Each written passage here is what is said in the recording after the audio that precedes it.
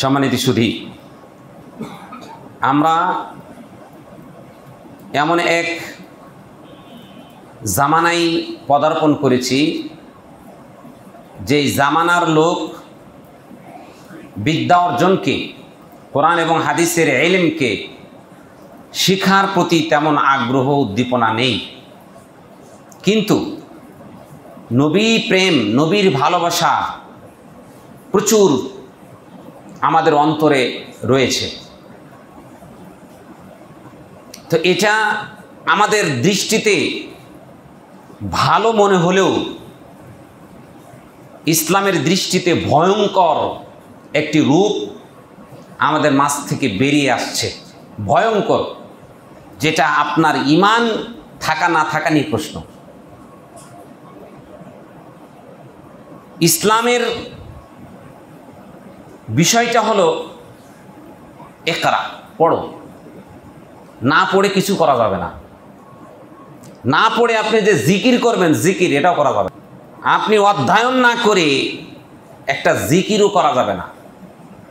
কারণ আপনি না জেনে আন্তাজে কোনো আমল করলে কিন্তু সেটা আল্লাহর দৃষ্টিতে কোরআন এবং সুন্নাহ মাফিক না হওয়ার কারণেই সেটি বাতিল বলে গণ্য হবে। আপনি আন্তাজে ইবাদত করলেন, আন্তাজে ইবাদত করার ফলে কোরআন হাদিসের সাথে আপনার ইবাদতটা মিলে গেল, তারপরও এই ইবাদতের পূর্ণাঙ্গতা আপনি পাবেন না। কারণ কি? কারণ আপনার ইবাদতের মধ্যে ইয়াকিন নাই, দৃঢ়তা নেই যে কোনো মুহূর্তে। এজন্য আল্লাহ তাআলা তার স্বীকৃতি যে তিনি ছাড়া সত্যিকার কোনো ইলাহ নেই, লা মা'বুদা বিহাক্কিন ইল্লাল্লাহ, এটা ঘোষণা করার পূর্বে আল্লাহ তাআলা বলছেন ফা'লাম, তুমি আগে জেনে নাও, তুমি আগে জ্ঞান অর্জন করো, আন্নাহু লা ইলাহা ইল্লাল্লাহ, যে আল্লাহ ছাড়া সত্যিকার কোনো ইলাহ নেই। তাহলে আমরা নবী প্রেম, নবীকে ভালোবাসবো, এটা হলো ঈমান। এটা কেমন ঈমান? ঈমানের কি পর্যায়ে এটা? আল্লাহ নবী সাল্লাল্লাহু আলাইহি সাল্লাম বলে দিয়েছেন। আনাস ইবনে মালিক রাদিয়াল্লাহু তাআলা আনহু থেকে বর্ণিত, তিনি বলেন রাসূলুল্লাহ সাল্লাল্লাহু আলাইহি সাল্লাম বলেছেন, লা ইউমিনু আহাদুকুম হাত্তা আকুনা আহাব্বা মিন ওয়ালিদিহি ওয়া ওয়ালাদিহি ওয়ান নাসি আজমাইন। আমি মুহাম্মদ যতক্ষণ পর্যন্ত তোমার পিতামাতা, তোমার সন্তানাদি, এমনকি সারা বিশ্বের সকল মানুষের চেয়ে প্রিয় না হব, ততক্ষণ পর্যন্ত তুমি ঈমানদার হতে পারবে না। এই হাদিস শোনার পরে ওমর ইবনুল খাত্তাব রাদিয়াল্লাহু তাআলা আনহু, এই হাদিসের মধ্যে একটু ফাঁক ছিল। কি ফাঁক ছিল? এখানকে বলা হয়েছে যে নিজের চাইতেও, এই হাদিসে কি আছে যে তোমার নিজের চাইতেও বেশি ভালোবাসতে হবে? তো ওমর ইবনুল খাত্তাব রাদিয়াল্লাহু তাআলা আনহু এই ফাঁকটাকে বন্ধ করে দেওয়ার জন্য, যে এখানে কি বলতে চাচ্ছে আল্লাহ নবী, বলছেন ইয়া রাসূলুল্লাহ, আমার নাফস, আমার জীবনকে বাদ দিয়ে, অর্থাৎ আমার জীবনকে শুধুমাত্র আপনার থেকে বেশি ভালোবাসি, এছাড়া সমস্ত কিছুকে আপনার চেয়ে, আপনার সমস্ত কিছুর চেয়ে আপনাকে আমি বেশি ভালোবাসি, তবে আমার জীবনের চেয়ে আপনাকে বেশি ভালোবাসতে পারি না। আল্লাহ নবী সাল্লাল্লাহু আলাইহি সাল্লাম কি বললেন? তুমি এখনও ঈমানদার হতে পারোনি। অর্থাৎ আল্লাহ নবী সাল্লাল্লাহু আলাইহি সাল্লামের এই কথার মধ্যে যে একটু ফাঁক ছিল, যে তোমার নিজের জীবনের চাইতেও আল্লাহর নবীকে বেশি ভালোবাসতে হবে, এ কথা প্রমাণিত যখন হয়ে গেল, উমর রাদিয়াল্লাহু তাআলা আনহু সাথে সাথে স্বীকার করে নিলেন, যে ইয়া রাসূলুল্লাহ, আমার জীবনের চেয়েও আপনাকে আমি বেশি ভালোবাসি। তাহলে নবী প্রেম, নবীর ভালোবাসা, এটা আপনার ঈমান। আল্লাহকে সবচেয়ে আপনাকে বেশি ভালোবাসতে হবে। এরপরে আপনি যাকে ভালোবাসবেন তার মধ্যে সবচেয়ে ভালোবাসা হলো রাসূলের। আল্লাহ এবং রাসূলের ভালোবাসা সর্বাগ্রে রেখে আপনার জীবন পথ চলতে হবে। এই ভালোবাসা মানে কি? এই ভালোবাসা মানে হলো আল্লাহকে ভালোবাসা, মানে আল্লাহর যে কাজগুলোতে খুশি হন সেই কাজগুলো আপনাকে করতে হবে। এটার মানে আপনি আল্লাহকে ভালোবাসেন। একটা কথাই আছে, যে যাকে ভালোবাসে সে তার অনুসরণ করে। একটা আছে, আপনি দেখবেন এক বন্ধু আর এক বন্ধু কাপড় কিনতে গিয়ে একরকম জামা কিনে, জুতা কিনতে গিয়ে একরকম জুতা কিনে, ওই বন্ধু যেখানে যায় সেখানে যায়। মানে ভালোবাসার প্রিয় পাত্র যেরকম হয় সে সেরকমই হয়, সেরকমই হয়। তা আপনি আল্লাহকে ভালোবাসেন মানে আল্লাহর আদেশগুলোকে আপনি মেনে চলবেন আর আল্লাহর নিষেধগুলোকে আপনি বর্জন করবেন। আপনি বলেন তো, আপনার বন্ধুকে আপনি খুব ভালোবাসেন, আপনার বন্ধু যে কাজটা পছন্দ করেন আপনি কি সেটা করবেন? কোশ্চেনকালে করবেন না। আপনি সাধারণ একজন দুনিয়ার একজন মানুষকে বন্ধু হিসাবে গ্রহণ করতে গিয়ে যে বন্ধু আপনার আশা কোশ্চেনকালও পূরণ করতে পারবে না, আল্লাহ সুবহানাহু ওয়া তাআলা আপনার সমস্ত আশাকে পূর্ণ করতে সক্ষম। তাহলে আপনি একজন বন্ধুর আশাকে পূর্ণ করতে গিয়ে তার হুবহু অনুসরণ করছেন, অথচ যে আল্লাহ আপনাকে সৃষ্টি করেছেন, যে আল্লাহ আপনাকে আলো বাতাস দিয়ে বাঁচিয়ে রেখেছেন, যে আল্লাহ আপনাকে চলার মতো সক্ষমতা দিয়েছেন, যে আল্লাহ আপনাকে আপনার সারা শরীরে অসংখ্য নিয়ামত দিয়ে ভরে রেখেছেন, সে আল্লাহর অনুসরণ না করে মহাব্বত কিভাবে থাকে? অনুরূপভাবে রসুলের মহাব্বত, রসুলের মহাব্বত এর মানেটা কি? এর মানেটা হলো রসুলের মহাব্বত মানে হলো আল্লাহ নবী সাল্লাল্লাহু আলাইহি সাল্লাম বলছেন, কি বলছেন? যে একটু আগে হাদিসটা বললাম যে রসুলের মহাব্বত আপনাকে আনুগত্যের মাধ্যমে মহাব্বত প্রকাশ করতে হবে। রসুলের মহাব্বত দুই ধরনের হতে পারে।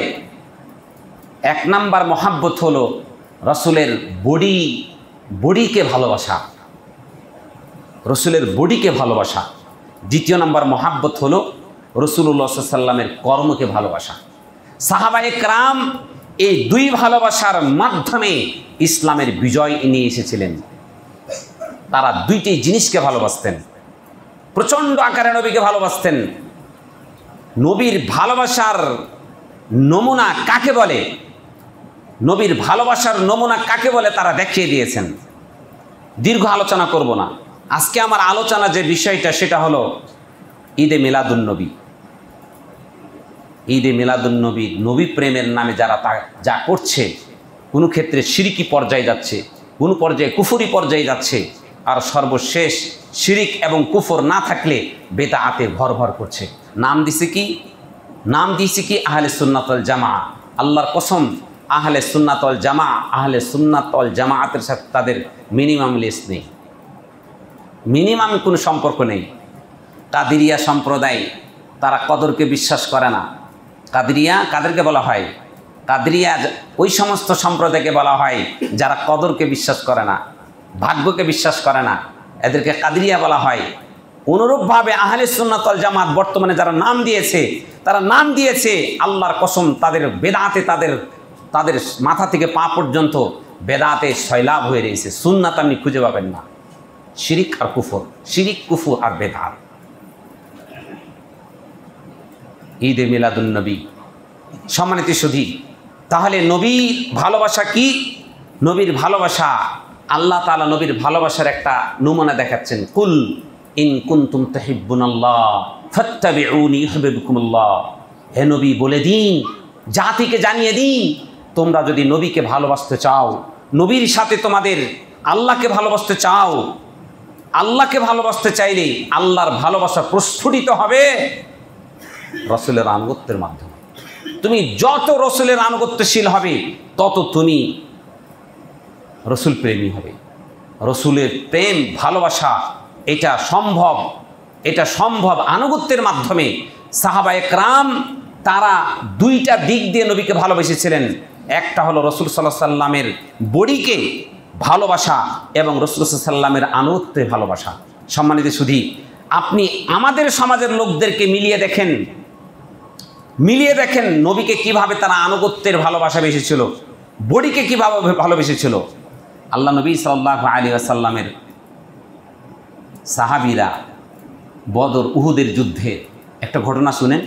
উহুদের যুদ্ধে প্রথম পর্যায়ে মুসলমানদের বিজয় এসেছিল, কিন্তু ওই যে পাহাড়ের পাদদেশে আল্লাহ নবী সাল্লাল্লাহু আলাইহি সাল্লাম তিনি এক সেনাপতিকে নিযুক্ত করে রেখেছিলেন সম্ভবত আব্দুল্লাহ ইবনে জুবাইর রাদিয়াল্লাহু তাআলা আনহুকে।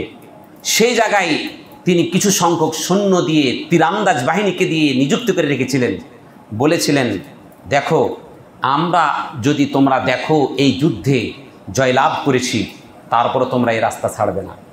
তোমরা যদি দেখো যে আমরা হেরে যাচ্ছি, আমাদেরকে তোমরা সাহায্য করতে আসবে না। আল্লাহ নবী সাল্লাল্লাহু আলাইহি ওয়াসাল্লামের এই নির্দেশনা ছিল।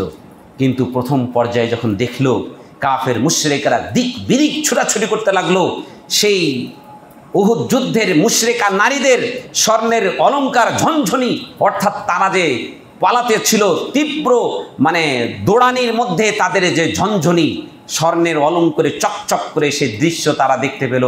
আব্দুল্লাহ ইবনে জুবাইর রাদিয়াল্লাহু তাআলা আনহু সেই নেতৃত্বকে অমান্য করে কিছু সাহাবী দৌড় দিয়ে সেই গনিমা বলে তারা ঝাঁপিয়ে পড়ল।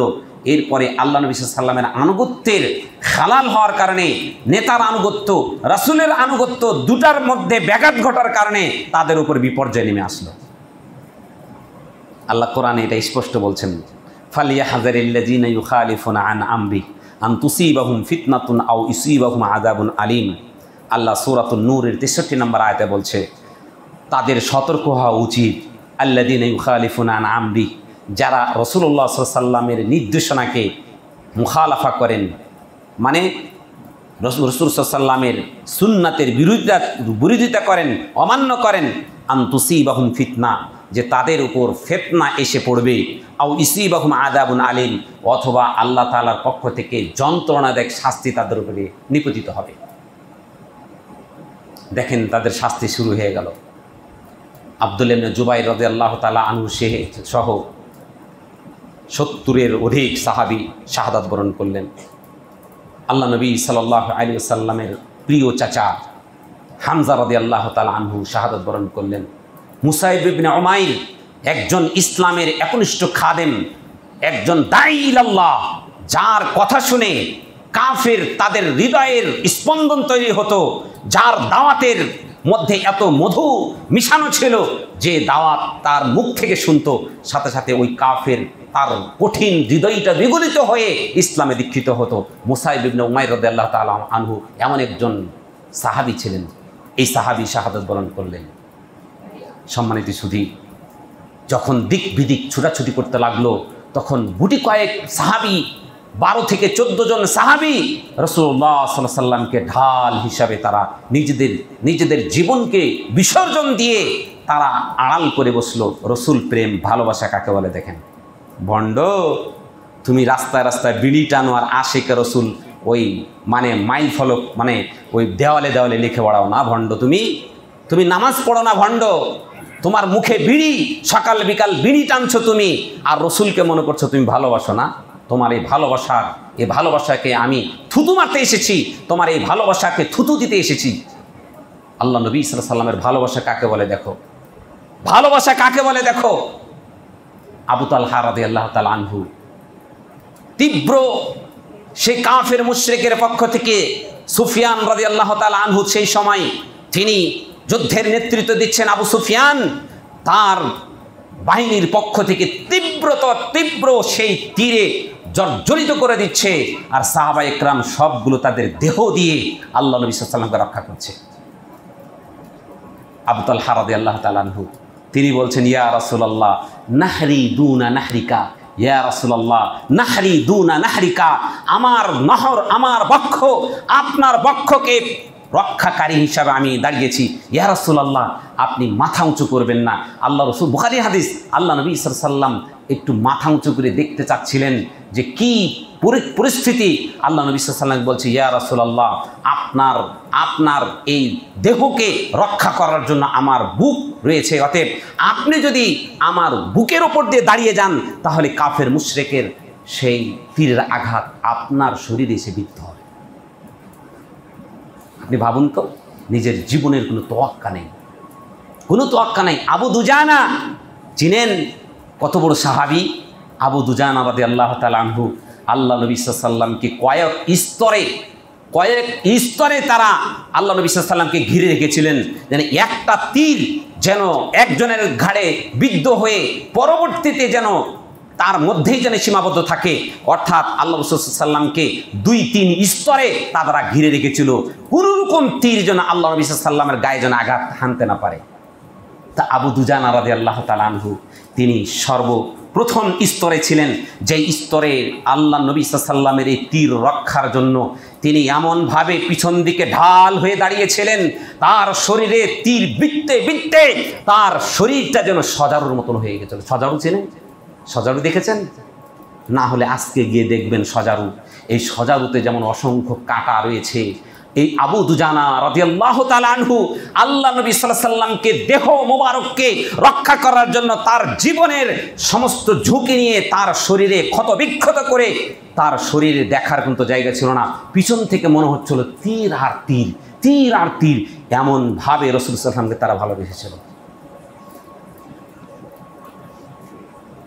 কোথায় আমাদের ভালোবাসা? কোথায় আমাদের ভালোবাসা? রসুলের মহাব্বত নিয়ে একটু দাড়িটা বড় করতে পারি না। আল্লাহু আকবার, মহাব্বতের প্রাণ ফেটে যাচ্ছে। দাড়ি রাখা ওয়াজিব, 1-2 দিন নয়।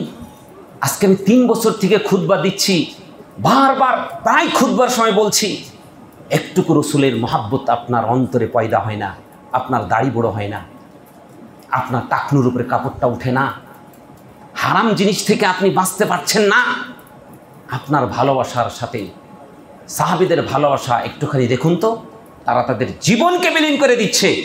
আল্লাহ নবী সাল্লাল্লাহু আলাইহি ওয়াসাল্লামের একজন সাহাবী মহিলা আল্লাহ নবী সাল্লাল্লাহু আলাইহি ওয়াসাল্লামের শুনেছে যে আল্লাহ নবী সাল্লাল্লাহু আলাইহি ওয়াসাল্লাম শাহাদাত বরণ করেছেন, অথচ তার সেই ময়দানে তার সন্তান শহীদ হয়ে গিয়েছে, তার স্বামী শহীদ হয়ে গিয়েছে, সহিহ হাদিস দ্বারা প্রমাণিত। এই সাহাবিয়া মহিলা যাচ্ছে, জিজ্ঞাসা করছে, আইনা রাসূলুল্লাহ ওয়া কাইফা হালু রাসূলিল্লাহ, রাসূলুল্লাহ সাল্লাল্লাহু আলাইহি ওয়াসাল্লামের অবস্থা কেমন রয়েছে, কেমন অবস্থা, কি অবস্থায় রয়েছে? বলছে, আরে তো তোমার ছেলে তো শহীদ হয়ে গেছে। ধর তোমার আমার ছেলের সংবাদ। সামনে আরো যে জিজ্ঞাসা করছে যে রসুল কেমন আছেন, রসুল কেমন আছেন, সামনে গিয়ে বলছে, জিজ্ঞাসা করে সংবাদ পেল, আরে তোমার স্বামী শাহাদাত বরণ করেছে। তোমার আমার স্বামীর কথা, আমার রসুল কেমন আছেন? রসুল সাল্লাল্লাহু আলাইহি ওয়াসাল্লামের কাছে যখন গেলেন, স্বামী হারানোর বেদনা, সন্তান কলিজার টুকরা নয়নের মণি, এটাকে হারানোর বেদনা সব ভুলে গেল। এটা ছিল রসুল প্রেম, রসুলের ভালোবাসা। এটা রসুল সাল্লাল্লাহু আলাইহি ওয়াসাল্লামের বডিকে ভালোবাসার একটা দৃষ্টান্ত। আবু বকরের ভালোবাসার কথা জানেন? শুরুতে মক্কায় যখন ছিল, মক্কায়, এটা তো আপনাকে মদিনার কথা বললাম, মক্কায় যখন ছিল, যখন মুহাম্মদকে বাঁচানোর মতো কোনো লোক ছিল না, মুহাম্মদকে প্রোটেক্ট করার মতো কোনো লোক ছিল না, সেই সময় আবু বকর রাদিয়াল্লাহু তাআলা আনহু তার জীবনকে একেবারে বিলীন করে দিয়েছিলেন। একদিনের ঘটনা, আল্লাহ নবী সাল্লাল্লাহু আলাইহি ওয়াসাল্লামের কাবা চত্বরে সালাত আদায় করছেন। এই সময় হঠাৎ করে সেই উকবা ইবনে মুআইত, এরকম বড় বড় কাফের মুশরিকেরা, তারা নবী করিম সাল্লাল্লাহু আলাইহি ওয়াসাল্লামকে হত্যার উদ্দেশ্যে তার গলা টিপে কাবার সেই দেওয়ালের সাথে তারা ঠাসা দিয়ে ধরেছে। দূর থেকে আবু বকর রাদিয়াল্লাহু তাআলা আনহু দেখে দূরে সরিয়ে দিয়ে বলছে, আতাকতুলু রাজুলান মান ক্বালা লা ইলাহা ইল্লাল্লাহ, তোমরা এমন লোককে তোমরা হত্যা করতে চাচ্ছ যে ব্যক্তি বলছে লা ইলাহা ইল্লাল্লাহ, আল্লাহ ছাড়া সত্যিকার কোনো ইলাহ নেই, যেই বাণী তোমাদের মাঝে নিয়ে এসেছে তোমাদের মুক্তির জন্য, যিনি তার জীবনের সব কিছুকে বিসর্জন দিয়ে দিয়েছেন, তোমরা তাকে হত্যা করতে চাচ্ছ। তারা সেখানে বীরত্বের পরিচয় দিয়ে এই ঘটনাটা আলী রাদিয়াল্লাহু তাআলা আনহু একদিন এভাবে বলছেন। আলী রাদিয়াল্লাহু তাআলা আনহু তার সামনে লোকজন বলছে, আমাদের মাঝে এমন একজন লোক আছেন যিনি বীর পুরুষ, মহাপুরুষ। কে? আলী। আলী রাদিয়াল্লাহু তাআলা আনহু, তোমরা বলছো আমি মহাপুরুষ, বীর পুরুষ, তোমরা তো আসল জিনিস জানোই না। ইসলামের বীর পুরুষ, মহাপুরুষ তোমরা কি জানো আবু বকরের কথা? আবু বকর কি করেছিল জানো? রসুলকে ভালোবাসতে গিয়ে কি করেছে একটু বলেন তো। বলছে এই ঘটনা তখন তিনি উল্লেখ করলেন যে আল্লাহ রসুল সাল্লাল্লাহু আলাইহি ওয়াসাল্লামকে তারা এভাবে হত্যা করার চেষ্টা করছিল, আমি তাদের সেই ভিড়কে ঠেলে আমি তাদেরকে সরিয়ে দিলাম। ওই মুহূর্তে তারা তাদের পায়ের যতগুলো জুতা ছিল, সেই আমলের জুতাগুলো, তাদের সোলগুলো ছিল কাঠের তৈরি, সোল নিচের অংশটুকু সুনি আদিল খাসাব, কাঠ দিয়ে সেটা তৈরি করা হয়েছিল। এই কাঠের সোলওয়ালা জুতা দিয়ে আবু বকর রাদিয়াল্লাহু তাআলা আনহুকে তার সারা শরীরে ক্ষত বিক্ষত করে দিল। আল্লাহ নবী সাল্লাল্লাহু আলাইহি ওয়াসাল্লামের সাহাবী বলছেন তার চেহারার কোনটা চোখ আর কোনটা মুখ গাল চিনা গেল না, একেবারে ক্ষত বিক্ষত হয়ে তার চেহারা ফুলে রক্তাক্ত হয়ে বেহুশ হয়ে পড়ে গেল। কাফের মুশরিকের বাহিনীরা মনে করলো যেন মরেই গেছে। আবু বকর রাদিয়াল্লাহু তাআলা আনহুর তার শুভাকাঙ্ক্ষী যারা ছিল দৌড় দিয়ে এসে তাদেরকে চ্যাংলা করে উঠে নেয়, কি বলা হয় যে 4 হাত পা ধরে যে নিয়ে গেল, নিয়ে গিয়ে তাকে তার বাড়িতে তার মায়ের কাছে পৌঁছে দিল। যখন আল্লাহ নবী সাল্লাল্লাহু আলাইহি ওয়াসাল্লাম মনে করেছেন আবু বকর শেষ, আবু বকর মনে হয় শেষ হয়ে গেল আমাকে রক্ষা করতে গিয়ে, তারা আবু বকরকে নিয়ে ব্যস্ত থাকলো, মুহাম্মদের কথা তারা ভুলে গিয়েছে। কারণ আঘাত প্রতিঘাতের তাদের রাগের তীব্রতা, ক্ষিপ্রতা, নবীর ক্ষিপ্রতাকে তারা আবু বকরের উপরে ঢেলে দিয়েছে।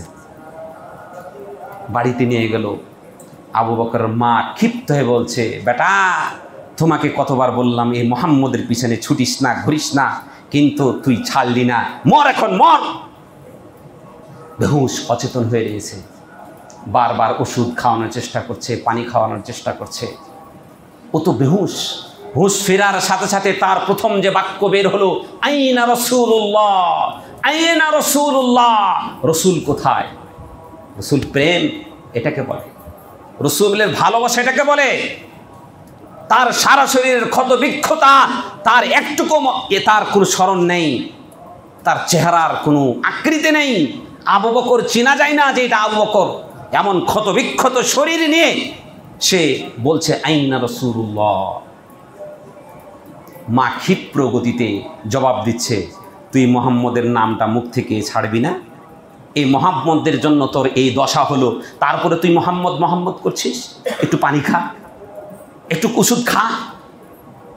মায়ের কথার জবাব দিতে গেল, মা এই পানি আমার ভিতরে যাবে না যতক্ষণ পর্যন্ত আমি না জানবো মুহাম্মদ আইনা মুহাম্মদ, মুহাম্মদ কেমন রয়েছে, মুহাম্মদ কোথায় আছে, এটি না জানা পর্যন্ত আমি কিছুই খাবো না। ছেলে বাইনা ধরেছে, মুমূর্ষ অবস্থায় ছেলে বাইনা ধরেছে। এবার ফাতেমা রাদিয়াল্লাহু তাআলা আনহা, তিনি ইসলাম গ্রহণ করেছিলেন গোপনে, তার কাছে তার মা গিয়ে বারবার বলল যে আল্লাহ রসুল কোথায় আছে। ও তো কোনোভাবেই খাচ্ছে না, কোনোভাবেই সে কোনো কথাই শুনছে না, মুহাম্মদের না দেখা পর্যন্ত সে কিছুই গ্রহণ করবে না। দীর্ঘ ঘটনা কিসসা।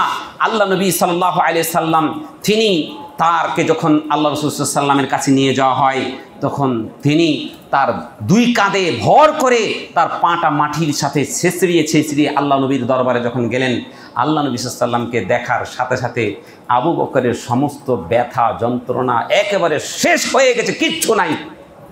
মুচকি হাসি দিয়ে বলছে, আল্লাহ রসুল, ইয়া রাসূলুল্লাহ, আপনি কেমন আছেন?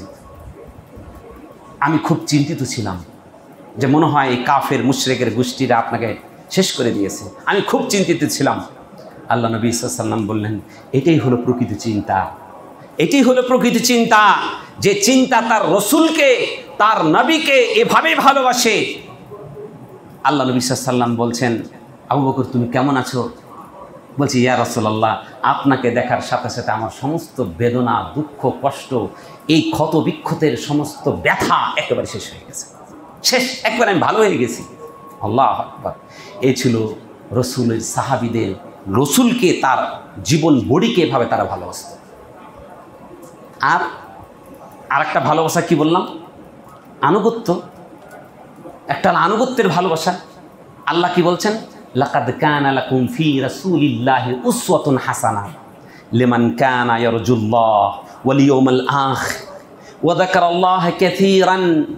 আল্লাহ তাআলা বলছেন, তোমাদের জন্য তোমাদের রসুলের মধ্যে উত্তম আদর্শ রয়েছে, উত্তম নমুনা রয়েছে, যেই ওই ব্যক্তির জন্য যে চায় যে কিয়ামতের দিন ইয়ারজুল্লাহ, আল্লাহ তাআলাকে আশা করে, আল্লাহ তাআলার সন্তুষ্টির আশা করে কিয়ামতের দিন, ওই ব্যক্তির জন্য রসুলের মধ্যে উত্তম আদর্শ রয়েছে। আল্লাহ তাআলা কি বলছেন? আতিউল্লাহ ওয়া আতিউর রাসূল, তোমরা আল্লাহর আনুগত্য করো, রাসূলের আনুগত্য করো। আতিউল্লাহ ওয়া আতিউর রাসূল ওয়ালা তুবতিলু আমালাকুম, তোমরা আল্লাহর আনুগত্য করো, রসুলের আনুগত্য করো। ওয়ালা তুবদিলু আমালাকুম, তোমাদের আমলকে বিনষ্ট করো না। এর মানে কি? আল্লাহ এবং তার রাসূলের আনুগত্যের বাইরে হলে তার আমলটা নষ্ট হয়ে যাবে। স্পষ্ট সরিহ নাস। তাহলে রাসূলুল্লাহ সাল্লাল্লাহু আলাইহি ওয়াসাল্লামের ভালোবাসার দ্বিতীয় পাঠ হলো আনুগত্য করা। এই আনুগত্য কেমন করতো? যখন একটা আয়াত নাজিল হলো, কি আয়াত নাজিল হলো? যে ওয়া ইন তুবদু মা ফি আনফুসিকুম আও তুখফুহুম ইউহাসিবকুম বিহিল্লাহ, এরকম একটা আয়াত আছে যে আল্লাহ তাআলা বলছেন যে তোমাদের অন্তর থেকে যা উদ্গত হয় অথবা যা গোপনে থাকে, মনের মধ্যে কল্পনা আছে একটা হারাম কাজ করার, আল্লাহ তাআলা সেটারও বিচার করবেন। আর যা তোমাদের চরিত্র থেকে হারাম কোনো কাজ বের হয়, আল্লাহ তাআলা সেটারও তোমাদের হিসাব নেবেন। এ কথা শোনার পরে সাহাবায়ে কেরাম ভয়ে ভীত হয়ে গেল। ইয়া রাসূলুল্লাহ, আমরা তো অনেক বদ কল্পনা অন্তরের মধ্যে আসে, কিন্তু আমরা তো সেটা করি না। এটাও যদি আমাদের বিচার হয় তাহলে আমরা বাঁচবো কিভাবে ইয়া রাসূলুল্লাহ? আল্লাহ নবী সাল্লাল্লাহু আলাইহি ওয়াসাল্লাম রাগে বললেন, তোমরা কি ইহুদিদের মতন নাসারাদের মতন কথা বলতে চাচ্ছ? নাসারা কিরা, ইহুদিরা কি বলেছিল? ওয়াকালু সামি'না ওয়া আসাইনা, আমরা শুনলাম আর অবাধ্যতা হলাম। এটা হলো ইহুদিদের চরিত্র। তোমরা কি তাদের মতন হতে চাও? সাহাবায়ে কেরাম থমকে দাঁড়ালেন। থমকে দাঁড়িয়ে সাথে সাথে ঘোষণা দিলেন, ওয়াকালু সামি'না ওয়া আতানা, ওয়াকালু সামি'না ওয়া আতানা। তারা সাথে সাথে ঘোষণা করলো যে আমরা শুনলাম মেনে নিলাম, শুনলাম মেনে নিলাম। কাল আল্লাহ কাল রাসূল আতানা সামি'না ওয়া আতানা, আল্লাহ বলেছেন, রাসূল বলেছেন, কোনো কাল ক্ষেপণ ছাড়াই আমরা সেটা মেনে নিলাম, সেটা আমলে পরিণত করলাম। সাহাবারা এই চরিত্র তারা গ্রহণ করলো। দেখেন উদাহরণ, এই যে বুখারী মুসলিমের হাদিস, বুখারী মুসলিমের হাদিস আন ইবনে উমর রাদিয়াল্লাহু তাআলা আনহু থেকে বর্ণিত। তিনি বলেন, আল্লাহ রাসূল সাল্লাল্লাহু আলাইহি ওয়াসাল্লাম ইস্তানাআ খাতামান মিন যাহাব, আল্লাহ নবী সাল্লাল্লাহু আলাইহি ওয়াসাল্লাম স্বর্ণের একটা আংটি বানালেন। স্বর্ণের আংটি বানিয়ে তিনি স্বর্ণের আংটি পরতেছিলেন। আল্লাহ নবীর আংটি বানানো দেখে সবাই আংটি বানানো শুরু করলো। অনেকে আংটি বানালো। বানানোর এক পর্যায়ে আল্লাহ তাআলার পক্ষ থেকে যখন নির্দেশনা আসলো যে পুরুষের জন্য স্বর্ণ হারাম, স্বর্ণ পরা যাবে না, এমন নির্দেশনা যখন আসলো, আল্লাহ নবী সাল্লাল্লাহু আলাইহি ওয়াসাল্লাম একদিন খুতবায় দাঁড়ালেন।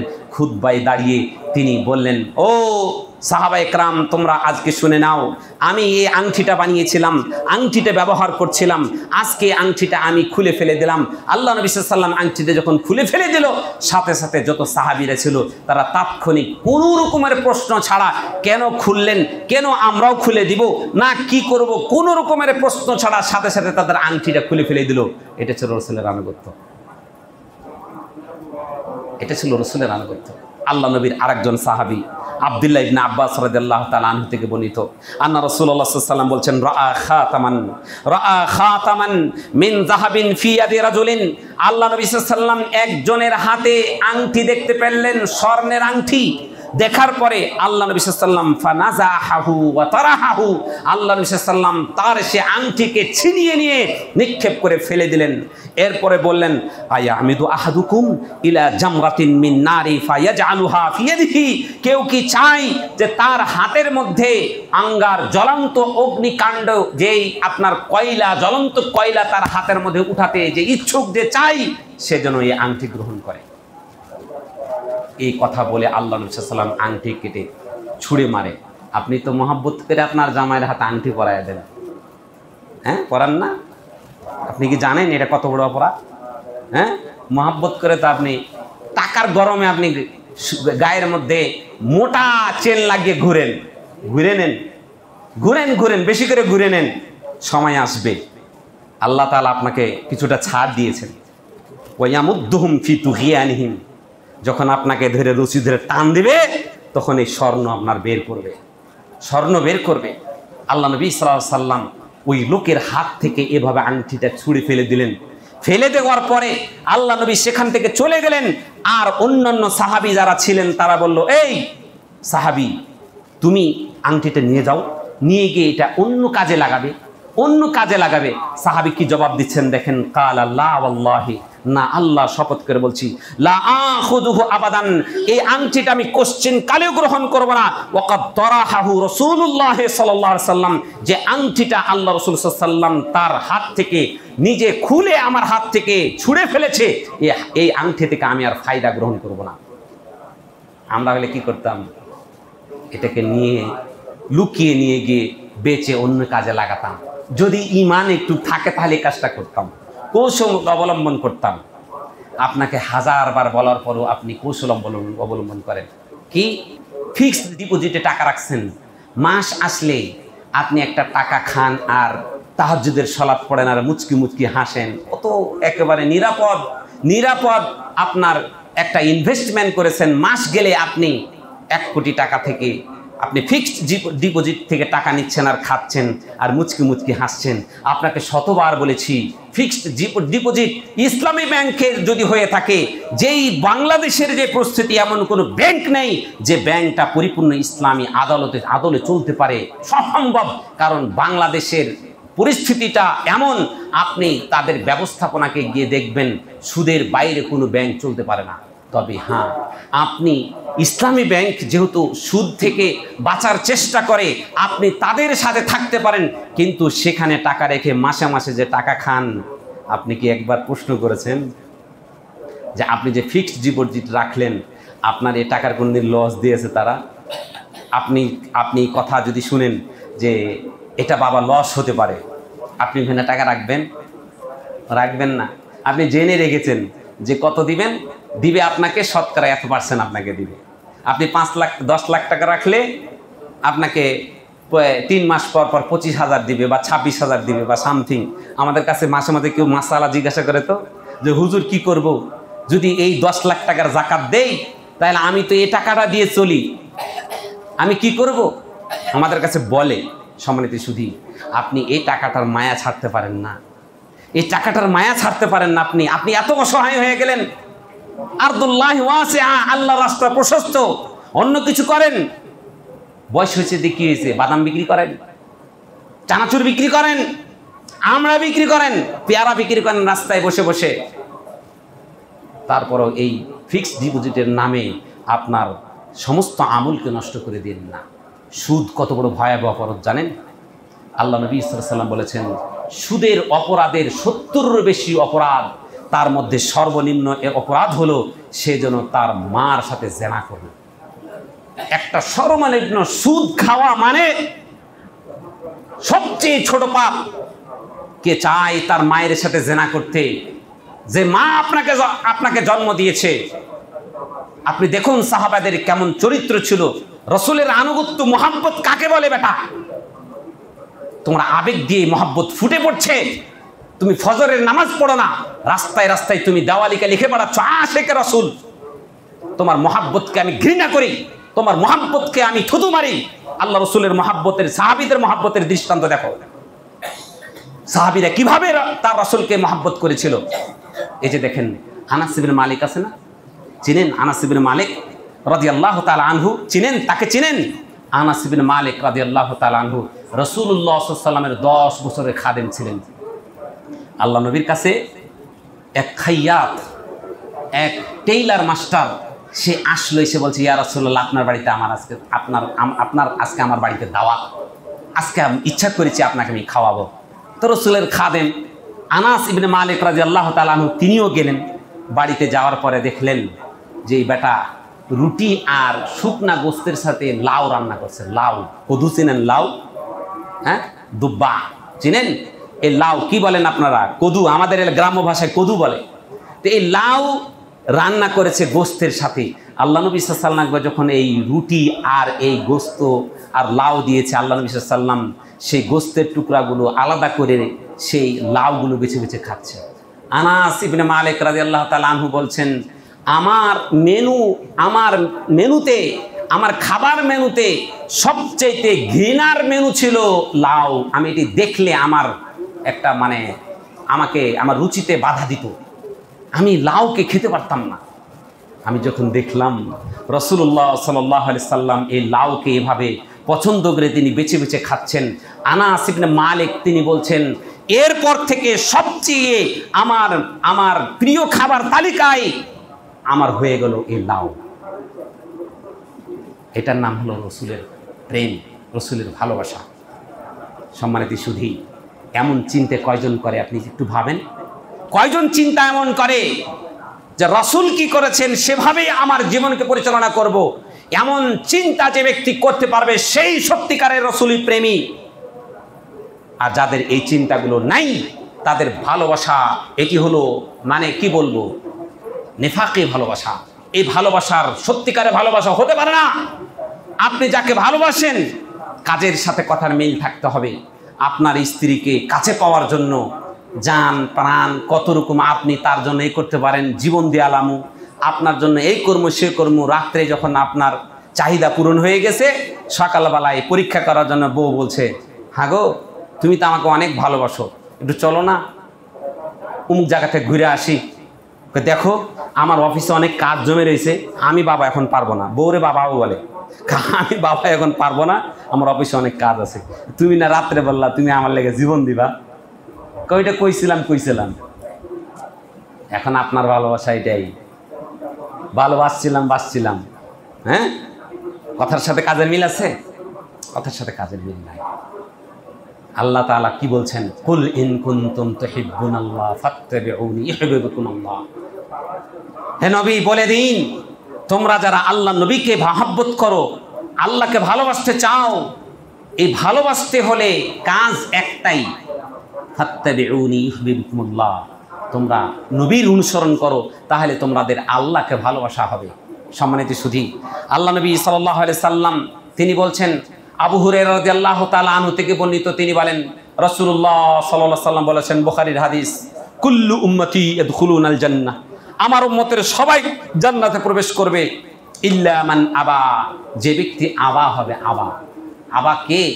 কিলা মান ইয়াবা ইয়া রাসূলুল্লাহ, কারা আবার মধ্যে অন্তর্ভুক্ত হে আল্লাহ রাসূল? যে আবা যারা হবে তারা জান্নাতে জাহান্নামে যাবে, আর সবাই জান্নাতে উম্মতের যাবে। এরা কারা?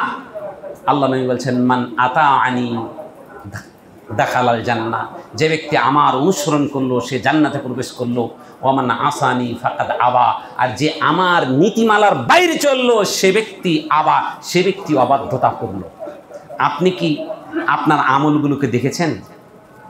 আমলগুলোকে দেখেছেন যে কোনটা আপনার আমল বেদাত? সম্মানিত সুধী, গত কয়েকদিন, গত শুক্রবারে বৃহস্পতিবারের ঘটনা, দক্ষিণখান মসজিদের ঘটনা। হঠাৎ করে দেখলাম 40 থেকে 45 জন লোক মসজিদে এসে ভরে গেছে। কি করছে? তারা সারা রাত তাহাজ্জুদ গুজার করবে। আমি অবাক হয়ে গেলাম। এই মসজিদকে সুন্নাতের উপর কায়েম রাখার জন্য আমি অনেক আমার ত্যাগ তিতিক্ষা, জীবনের হুমকি আমি সহ্য করেছি। 2007 সালের ঘটনা, মিলাদ। এই যে মিলাদ, আজকে যে মিলাদের কথা বলতে চাচ্ছি, এখন আসল ঘটনায় আসি নাই, মিলাদের প্রশ্নে এখন আসে নেই। আপনাদেরকে বুঝাতে চাচ্ছি যে রসুল প্রেমটা আসলে কিভাবে হতে পারে। এই মিলাদের কথা বলতে গিয়ে দেওয়ানবাগী প্রায় 22 থেকে 24 জন যুবক আমাকে রাত 12টা থেকে 4টা পর্যন্ত রাস্তায় আটকে রেখেছে। 12টা থেকে 4টা পর্যন্ত আটকে রেখেছে। আমার জীবনের হুমকি তারা বারবার আমাকে এভাবে বলছে, এক পা উঠায় দাঁড়া। লাঠি নিয়ে আমার পা উঠিয়ে এক পায়ে আমাকে দাঁড় করে রেখেছে দক্ষিণখানে। এই সুন্নাতের উপর চলতে গিয়ে বেদাতের বিরুদ্ধে কথা বলার জন্য। বেশি দিন আগে নয়, 17 সালের ঘটনা। ওখানে মাদ্রাসাতুর রহমান আল আরাবিয়া নামে একটা মাদ্রাসা, বড় মাদ্রাসা আছে। সেই মাদ্রাসার মুহতামি প্রিন্সিপাল এই আপনার শবে বরাতের সেই নিকৃষ্ট বেদাত নিয়ে কথা বলতে গিয়ে মসজিদে ঢুকা অবস্থায় তুই তোকার করে আমাকে খুতবা থেকে নামিয়ে দিয়েছে। আর আজকে স্বাধীন আমরা বলে থাকি যে স্বাধীনতা অর্জন করেছি। আজকে আমার জামাত শিবিরের ভাইয়েরা ওই 40 জন মানুষ নিয়ে সারা রাত্র বেদাত এই মসজিদে কায়েম করেছে, প্রতিষ্ঠাতা করেছে সারা রাত্র। তাদেরকে ডাক দিয়ে বললাম যে ভাই, আপনি যে দিন কায়েম করতে চাচ্ছেন আর আমি যে দিন কায়েম করতে চাচ্ছি, আপনার দিন কায়েমের সাথে আমার দিন কায়েম এটা কোনোভাবেই মিলতে পারে না। আপনি কি করছেন ভাই? এই জায়গাতে সুন্নাহ, কোরআন এবং হাদিসের একনিষ্ঠ ইবাদত চালু করার জন্য অনেক ত্যাগ তিতিক্ষা আমি ইসমাইল বহন করেছি। আজকে আপনি এই 40 থেকে 45 জন লোক এনে সারা রাত্র কিসের ইবাদত করছেন আপনি? আল্লাহ রসুলের সুন্নাহ, আল্লাহ রসুলের হাদিস, কোরআনের আয়াত দ্বারা প্রমাণ করেন। আমার সাথে তর্ক শুরু করে দিল। ওই মুসল্লি আমার 15 বছরের মুসল্লি, এই 15 বছর যতদিন এই আওয়ামী লীগ ক্ষমতায় ছিল আমি ভুলেও জানতে পারতাম না যে এই লোকটা জামাত করে, ভুলেও আমি জানি না। এবং জামাত করে আপনাকে এই বেদাতের কথা বলতে গিয়ে সে আমার সাথে এমন ক্ষিপ্র আচরণ করলো যে আচরণে আমি হতভম্ব হয়ে গেছি। আমি বললাম, ভাই 15 বছর থেকে আপনার সাথে আমার সম্পর্ক, আজ পর্যন্ত আপনাকে দেখি নাই, আপনি আমার সামনে চোখ তুলে কথা বলেছেন, এখন আজকে বলছেন আপনি এখান থেকে যান। মসজিদের সিঁড়ি থেকে আমাকে বলছে আপনি এখান থেকে যান। আমি বললাম কোথায় যাব? দেখেন, আল্লাহু আকবার। আপনি তাদেরকে হাদিস কোরআন দিয়ে বুঝালে কোশ্চেনকালে বুঝবে না। তারা দিন কায়েম করেই ছাড়বে, এই দিন কায়েম করেই ছাড়বে। আল্লাহ রসুলের দিন কায়েমের সাথে তারা কোশ্চেনকালে কখনো মিলিয়ে দেখেনি। চটি বই ওই নির্দিষ্ট একটা জায়গা থেকে আসে, সেটা পড়ে, সেটার উপরে তারা মহা একেবারে কুরবানি করে দিবে। অথচ দেখবেন আমি দেখি না তাদের দাড়ি পূর্ণাঙ্গ, রাসূল সাল্লাল্লাহু আলাইহি ওয়াসাল্লামের ভালোবাসায় পূর্ণাঙ্গ দাড়ি আছে। আমাকে একজন দেখাই দিন তো, যদি থাকে তাহলে দেখবেন এরা আমাদের সংস্পর্শ থেকে তারা এই কাজটা করছে, আমাদের সংস্পর্শ থেকে এই কাজটা করেছে। আপনি ওকে বলবেন তুমি যে দিন কায়েম করবা, ভাই তো দিন কায়েম তোমার শরীরের মধ্যে, তুমি দিন কায়েম করতে তোমাকে বাধা দিচ্ছে কে? তুমি নিজে থেকে, আল্লাহ তাআলা তিনি বলছেন কু আনফুসাকুম ওয়া আহলিকুম নারা, তুমি নিচে বাঁচো। তুমি আরেকজনকে বাঁচাতে গিয়ে তুমি মানুষের কাছে ভোট চাচ্ছ। যেই লোকগুলোকে সে 40-45 জন লোক ওই দক্ষিণ খানের মসজিদে একত্রিত করেছিল, আল্লাহর কসম এদের মধ্যে কিছু আছে কঠোর বেদাতি, এমন কঠোর বেদাতি যারা আমাদের এই মসজিদকে উৎখাত করার জন্য তারা মরিয়া হয়ে রয়েছে, তাদেরকে নিয়ে সারা রাতে ইবাদত করছে। বলেন এগুলো কি সহ্য করা যায়? ইন্না লিল্লাহি ওয়া ইন্না ইলাইহি রাজিউন। কেন এই মসজিদের এই সূচনা? কেন? যদি আপনি আপনার মন মতোই ইবাদত করতে চান তাহলে এই মসজিদের দরকার নাই, শত শত মসজিদ আছে। এখানে কেন এই একরা জামে মসজিদ পদাই হলো, সৃষ্টি হলো কেন? কয়দা হয়েছে কোরআন এবং সুন্নাহর আলোকে এই মসজিদ চলবে, কোনো হুজুরের কথাই এই মসজিদ চলবে না। এই মসজিদ চলবে কোরআন এবং সুন্নাহ, এবং কোরআন সুন্নাহর বুঝ নিব সাহাবীদের কাছ থেকে, তাবিদের কাছ থেকে, তাবিদের কাছ থেকে এই বুঝটা নিব। কুরুনুল মুফাদ্দালা তাকে বলা হয়। সাহাবীদের যেই বুঝ নিয়েছিল এই কোরআনের, সেই বুঝটা আমরা নিব। হাদিসের যে বুঝটা নিয়েছিল, আপনি তো নিজের মতন ব্যাখ্যা করে সবচেয়ে আজকে আমাদের সমাজে কোরআনের বিকৃতি তারা করছে। আপনি দেখবেন এই সমস্ত হুজুররা এমন কি বলে বিরোধী দল সম্পর্কে কোরআনের আয়াতটা নাজিল হয়েছে। শুনেন এই সমস্ত বক্তব্য শুনেন। বিরোধী দল, এটা সরকারি দলের জন্য এই কোরআন আয়াতটা নাজিল হয়েছে।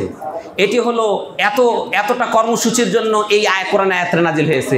এরকম সূরা কেরাত ধরে আপনাকে এভাবে বলবে বিরোধী দল, সরকারি দল, এই দল ধরে সে আপনাকে বোঝাচ্ছে আপনি তো মহা খুশি, বাবা রে বাবা দিন কায়েম করে লেছে। আর সে যে কোরআনের অপব্যাখ্যা করছে, আপনি যদি কোরআনের সঠিক মর্মার্থ জানতেন, আপনার শরীরের লোম দাঁড়িয়ে যাবে। এটাকে গায়রত বলে, এটাকে আত্মমর্যাদা বলে। আপনি যখন দেখবেন আপনার সামনে কোরআন এবং হাদিসের কোনো রেফারেন্স, কোরআন এবং হাদিসের কোনো বিদ্যা মানে খেলাফ হচ্ছে, রসুলের বিরোধী হচ্ছে, আল্লাহর বিরোধী হচ্ছে, আপনি সে জায়গায় ঠিক থাকতে পারবেন না। এটা হলো আপনার আত্মমর্যাদা। আর আপনি যদি ঠিক থাকতে পারেন, আপনি হিজড়া মুসলমান। আপনি কোরআন হাদিসকে ওইভাবে আপনি নিচের জীবনে ধারণ করতে পারেন নাই। আপনি যখনই দেখবেন যে কোরআনের বিপরীত কাজ হচ্ছে, হাদিসের বিপরীত কাজ হচ্ছে, আপনি সহ্য করতে পারছেন, আপনি হিজড়া মুসলমান। আপনার মধ্যে অনুভূতি নেই, আপনার মধ্যে গায়রত নেই, আপনার মধ্যে আত্মমর্যাদা নেই। আত্মমর্যাদা কাকে বলে দেখেন, আত্মমর্যাদা একেই বলে আল্লাহ রাসূল সাল্লাল্লাহু আলাইহি ওয়াসাল্লাম যেটা বলেছেন সেটা করতে গিয়ে আপনার বাপ বেজার হয়েছে, আপনার মা বেজার হয়েছে, আপনার জাতি বেজার হয়েছে। এই বেজারকে লাথি মেরে আল্লাহ নবী সাল্লাল্লাহু আলাইহি ওয়াসাল্লামের সন্তুষ্টি, আল্লাহ নবী সাল্লাল্লাহু আলাইহি ওয়াসাল্লাম যেই কাজে খুশি হয়েছেন, আল্লাহ যে কাজে খুশি হন সেটাকে দেখা হলো আত্মমর্যাদা। মুসাইব ইবনে উমাইর রাদিয়াল্লাহু তাআলা আনহু কেমন ধনী ছিলেন জানেন? যে সাহাবীর কথা বললাম উহুদ যুদ্ধে শাহাদাত বরণ করেছেন, এই সাহাবী এতটা ধনী ছিল, সকালবেলায় যে কাপড় পরিধান করত, বিকালবেলায় সেই কাপড় আর সে ছুঁয়ে ধরতো না, আর জীবনে সে দ্বিতীয় কাপড় পরিধান করতো না। কত বড় ধনী ছিল সে! সেন্ট পারফিউম যেটা ব্যবহার করত, এই পারফিউম এগুলা এই আরবের মানুষ, মক্কার মানুষ খুঁজেই পেত না। যখন রাসূলের প্রতি ঈমান আনলো, তাকে এক কাপড়ে বের করে দিয়েছে, দিনের পর দিন তাকে না খেয়ে রেখেছে। আল্লাহ নবী সাল্লাল্লাহু আলাইহি ওয়াসাল্লামকে যখন বলল, ইয়া রাসূলুল্লাহ আমি বাড়িতে টিকতে পারছি না, আমার মা আমাকে এভাবে আটকে রাখে, বারবার আমাকে শর্ত জুড়ে দেয়, ভাত নিয়ে আমার সামনে এসে বলে এই যে ভাত তুই পাবি, একটা শর্ত, তুমি যদি মুহাম্মদের সেই ঈমানকে প্রত্যাখ্যান করিস তাহলে এই ভাতটা তুই পাবি, এই কাপড়টা পাবি। শেষ একেবারে দ্ব্যর্থহীন কণ্ঠে সে বলল যে আমি এই ভাত তুমি যদি আমাকে না দাও, এই কাপড় যদি তুমি আমাকে না দাও, আমি উলঙ্গ যদি থাকতে হয় আমি উলঙ্গ থাকব, তারপরে মোহাম্মদকে, যে এই মোহাম্মদকে আমি ভালোবেসেছি, এই মোহাম্মদকে আমার জীবন থেকে আমি কোনোভাবে সরাতে পারবো না। এটার মানেটা কি? এটার মানে হলো যে লা ইউমিনু আহাদুকুম হাত্তা আকুনা আহাব্বা ইলাইহি মিন ওয়ালিদিহি ওয়া ওয়ালাদিহি ওয়ান নাসি আজমাইন। অর্থাৎ আপনাকে রসুলের প্রেমটা এমন করতে হবে, আপনার পিতামাতার চাইতে বেশি ভালোবাসবেন, আপনার সন্তানাদির থেকে বেশি ভালোবাসবেন, আপনি সকল মানুষের থেকে বেশি ভালোবাসবেন। মানে কি? এর মানে হলো আপনার বাড়িতে এমন কাজ আপনাকে করতে বলছে, আপনাকে বারবার বলছে কিরে বেটা তোর বয়স হলো